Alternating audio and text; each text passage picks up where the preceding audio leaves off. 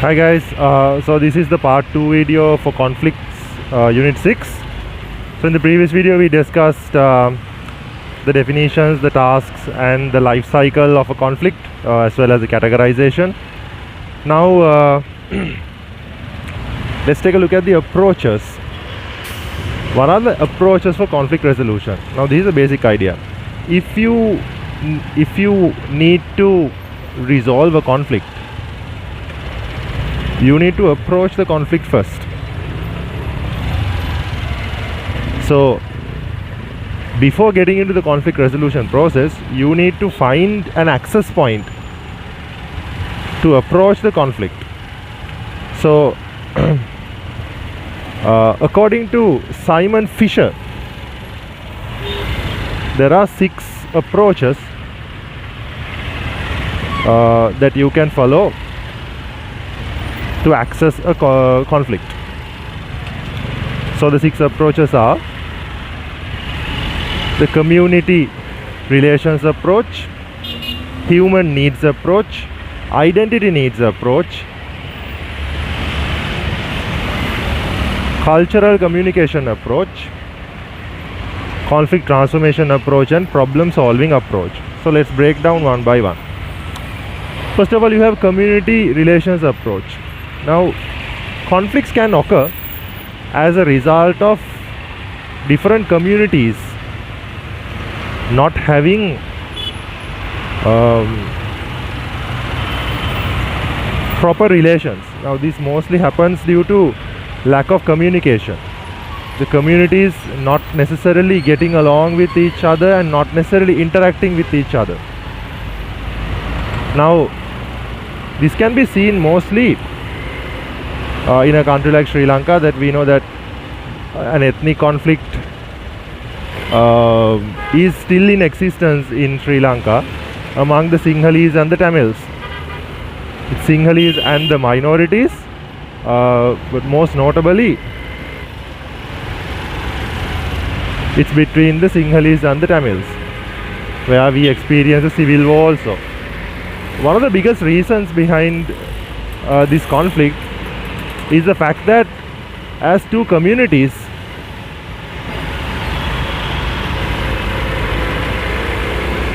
the relation between the two communities hasn't been the best.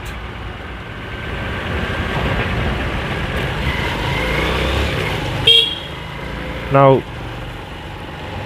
except for areas like Colombo, where Sinhalese and the minorities reasonably interact with each other on a regular basis, when we take other areas, other non-urban areas, it's pretty much overwhelmingly Sinhalese and they hardly interact with minorities at all. And when you take the northern province and that area, those areas are overwhelmingly Tamil and they hardly interact with the Sinhalese.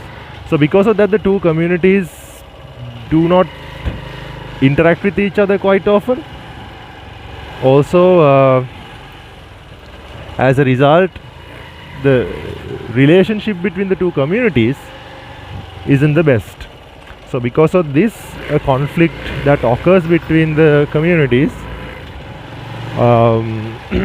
can grow into a negative, a violent point where we experience a civil war. So we can approach the conflict by attempting to address this issue, by attempting to strengthen the relation between the communities, between the Sinhala community and the Tamil community. That's the first approach. Then you have human needs approach. Now, in the beginning we saw that conflicts can occur due to human needs. Now, mostly in the African continent, most of the conflicts that occur are because of basic requirements of humans, like clean water, food, things like that. So if there are two African races or tribes fighting over a river of clean water, Just arresting the people who are in the conflict is not going to solve the problem. So you need to address the fact that they have got into a conflict as a result of human needs. Then you need to address that. If you provide clean water to both of those tribes, then the conflict is going to solve itself. So that's the second approach. If the conflict is over human needs, that you can address the necessities, which will automatically solve the conflict.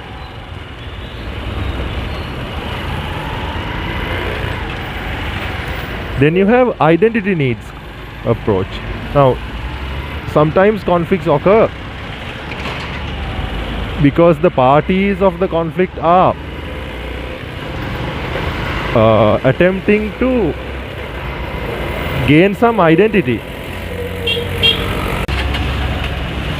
Now, this is another way to approach the ethnic conflict in Sri Lanka, as the minorities in Sri Lanka seem to be lacking an identity as a part of the country. So certain steps, whatever the necessary steps, should be taken that the minorities of Sri Lanka would gain that identity as a part of the country.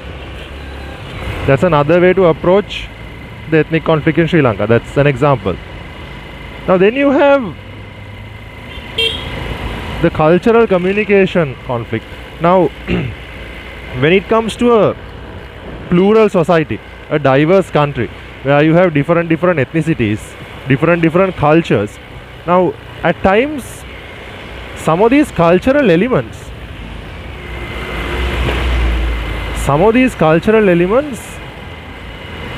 can be contradictory to one another. Now the perfect example for this is the beef problem in India. Now India has two main ethnicities. They have a Hindu population and they have a Muslim population. So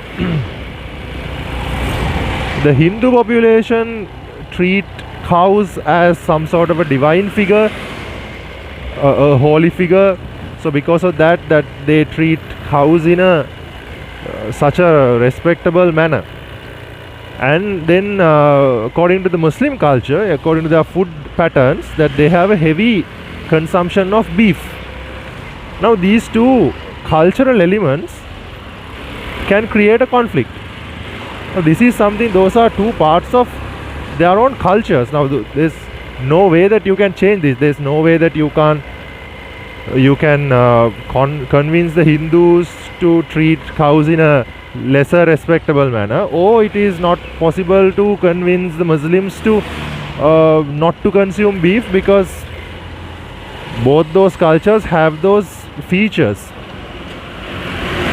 in their culture. Those are cultural elements. Now these kind of cultural elements can occur conflict later on. Now if you attempt to resolve the conflict by addressing this matter, allowing the different ethnicities, different cultures to protect their cultural identities without colliding with one another, without getting in the way of another, that's the fourth way to approach a conflict. Then you have a conflict transformation approach. This basically means that attempting to transform the conflict rather than trying to solve it altogether. At times there can be conflicts that are difficult to just resolve and terminate altogether. Now if it is like a civil war that is going on, it is not possible to create peace at once and have conflict resolution right off the bat, right? So in such a situation, if the approach of the conflict is aiming at transforming the conflict to a lesser destructive, lesser violent version of the conflict, that is the fifth approach. So you approach the conflict with the intention of transforming it to a lesser destructive one. You can transform the civil war into a political movement, where the parties of the conflict would give up the civil war and start fighting democratically for political changes, something like that. Or you have the last approach, sixth one, problem solving approach, which basically means that the intention of your approach is basically solving the problem once and for all. So and also it is necessary to mention, after explaining these six approaches, it is necessary to mention that none of these approaches are exclusive from one another. There can be 2 or 3 or even 4 possible approaches to take to address a solitary conflict. Okay, now let's take a look at the conflict resolution process. So when it comes to the resolution process, there are 6 steps. Now this is different from those 6 approaches we studied before, because 6 approaches are optional, that you get to pick which option is ideal for you to access the approach. Now here this works as a process. These are not steps, which means that these are not options, these are more like steps in a process. Right, so conflict resolution process starts with early warnings. Number 1, early warnings. Then you have number 2, prevention of conflict. Then you have management of conflict. Then you have transformation of conflict. Then you have post-conflict peace building. And number 6, you have conflict resolution.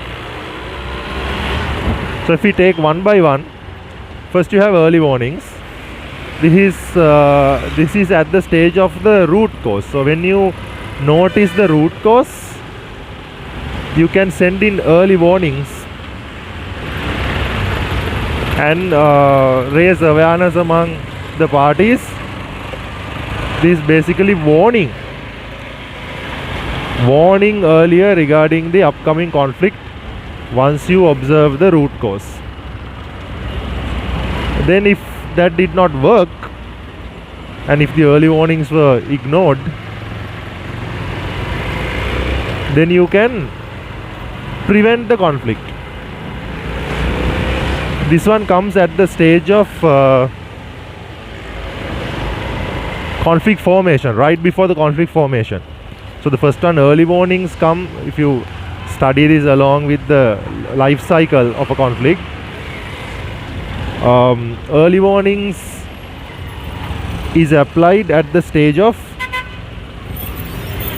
the root cause, the latent conflict. And prevention of conflicts can be applied at the stage of formation of conflict, right before the formation of conflict. Then that if the prevention of conflict also did not work, then you have the option of management of conflict. Now which means that prevention of conflict did not work, that means the conflict is already formed, the conflict has occurred. So since the conflict has occurred, you try to manage the conflict and keep the damage under control. So your aim in this step is to manage the magnitude of the conflict and keep things under control in order to prevent the damage and the destruction. So if the conflict gets out of hand and the conflict management also did not work, you can transform the conflict, which is the fourth one, conflict transformation. You can transform the conflict into a lesser destructive one. So in the note you all can see there are different types of conflict transformations. The structural transformation, parties transformations, because like the parties who are involved in the conflict can change, their motives can change, the structure of the conflict can change. So anyhow, that's like the next step. Conflict, you attempt to transform that, and that way you try to minimize the damage. So after that, you try post-conflict peace building. Now we saw in the conflict life cycle also that post-conflict peace building is important to prevent another conflict from being happening on the same root cause, right? So these fifth and sixth steps of the resolution process comes at the last stage of the conflict after the termination.